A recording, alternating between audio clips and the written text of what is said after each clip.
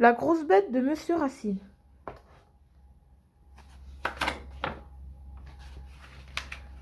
Monsieur Racine,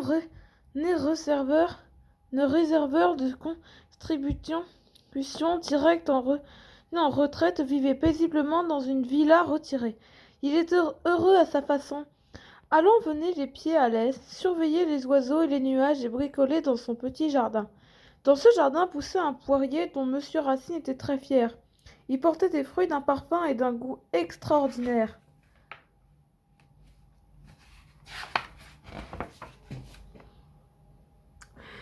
Les poires de cet arbre lui avaient valu de nombreux prix au concours agricole de la région, et des millionnaires avaient offert d'acheter très cher la récolte. Que ferais-je de tout cet argent, pensa Monsieur Racine. Les poires sont à moi, je les aime, je les mange. Elles ne sont pas à vendre, ni à gros, ni au détail. Monsieur Racine était un homme heureux. Mais soudain, hélas, 3 fois hélas, il s'aperçut que tous ses poires avaient disparu. En menant son enquête dans l'enclos, il remarquait de curieuses empreintes que le voleur avait laissées derrière lui. C'était comme si la terre avait été foulée par un gros loup plutôt que par les pieds. C'est renversant, véritablement renversant, s'écria-t-il. Il n'y aurait qu'un jeune éléphant pour avoir laissé de telles traces. Une poire pendant immobile à une autre branche. Ah, il en reste une, dit Monsieur Racine. Le maraudeur viendra sûrement la chercher, et je lui donnerai alors sur place la punition qu'il mérite.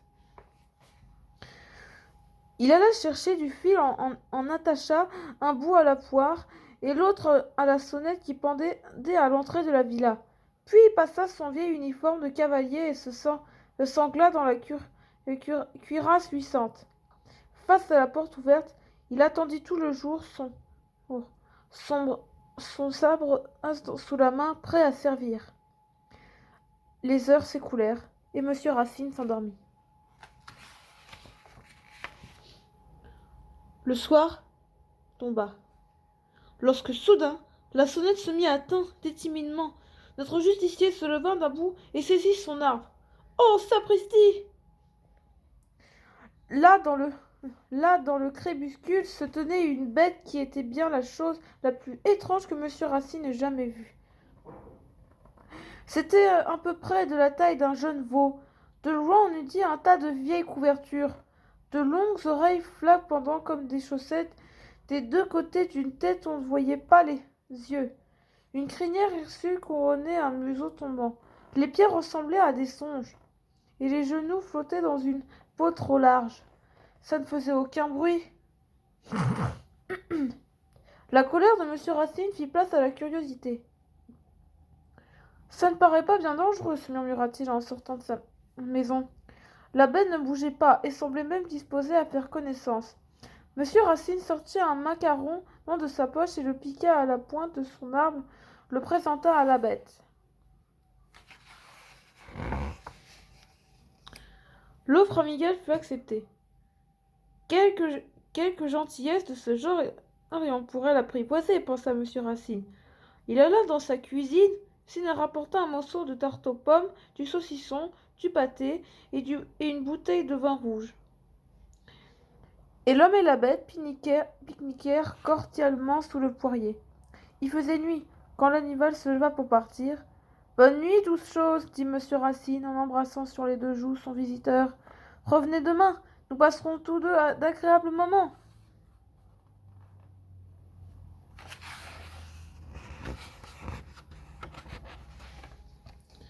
Depuis ce jour, la bête revenait à chaque matin d'après-midi, et chaque nuit elle disparaissait dans la forêt où elle était venue.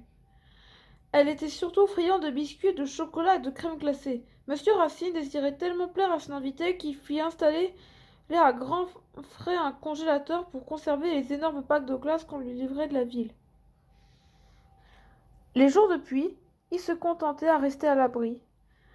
Assis sur le vieux sofa que Monsieur Racine avait hérité de sa tante Sophie, les 2 amis aimaient la musique et qu'ils écoutaient avec ravissement. J'ai perdu mes poires, pensa l'ancien receveur, mais j'ai trouvé un ami.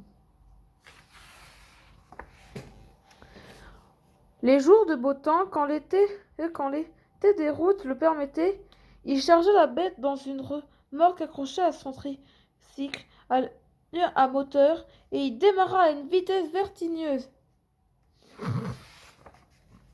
L'animal était folâtre et Monsieur Racine lui aménageait tout un terrain de jeu pour qu'il puisse s'y abattre à son aise. C'était un beau spectacle de voir le vieil homme et son protégé s'y détendre ensemble. Monsieur Racine ne cessa pas d'étudier l'animal et de prendre des photos, de faire des croquis, de noter des mesures, mais il n'y trouva aucun rapport avec une forme vivante quelconque. Les tissus de son corps étaient sans vie. Il n'y avait pas de squelette. L'ensemble du corps paraissait être un assemblage de parties vivantes indépendantes les uns que les autres. Monsieur Racine fouilla sa bibliothèque pour y trouver quelques indications. Mais rien. Nulle part on ne parlait de la bête.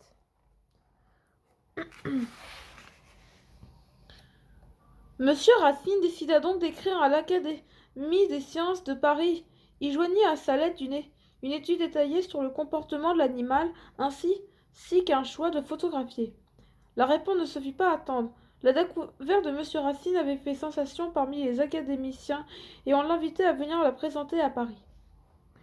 Il se mit tout de suite au travail. Avec l'aide de l'animal, il construisit une cage confortable.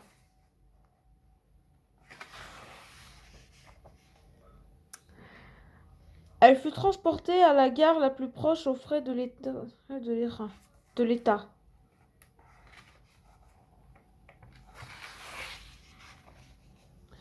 L'arrivée à Paris fut triomphale. Le président du conseil municipal lui-même souhaita chaleureusement la bienvenue à ce nouveau portier français.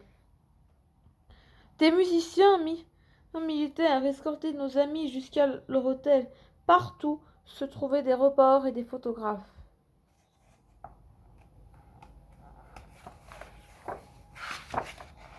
C'est difficile de tourner une page. Vraiment difficile.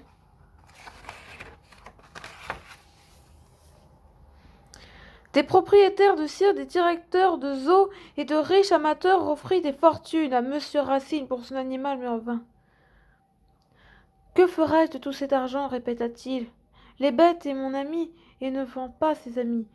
Laissons donc les choses comme elles sont. Le lendemain, c'était le grand jour. Les académiciens étaient réunis dans l'amphithéâtre à 10 heures. La porte du fond de la scène s'ouvrit, et Monsieur Racine entra vêtu d'un complot noir bien coupé et suivi de la bête. Il y a eu des oh, des ah dans l'assistant, et se mit tout entier à applaudir. Quelques dames s'évanouissent sur l'estrade. Monsieur Racine était prêt à faire sa préconcession. Mesdames et messieurs, honorables académiciens, et c'est là qu'il se produit quelque chose d'incroyable. Et c'est alors qu'il se produit quelque chose d'incroyable. L'animal, qui était toujours resté silencieux, éclata nerveusement d'un rire bête. En se secouant et se tortillant, il se fendit et se mit en pièces. Et un tas de peaux et de chiffons sortirent. 2 enfants! L'assemblée, d'abord muette et frappée de stupeur, se déchaîna en un vacarme épouvantable. Ce fut la panique. On appela la police pour évacuer l'amphithéâtre.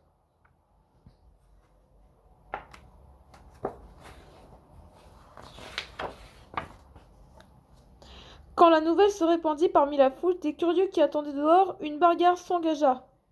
Des autobus furent renversés. Des actes inqualifiables furent incombés. Ce fut un beau gâchis.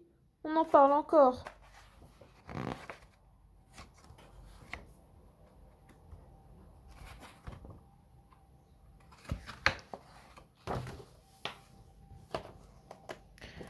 Monsieur Racine, qui avait le sens de l'humour, trouva la farce à son goût. Et leur endurance leur fit faire un tour dans la capitale.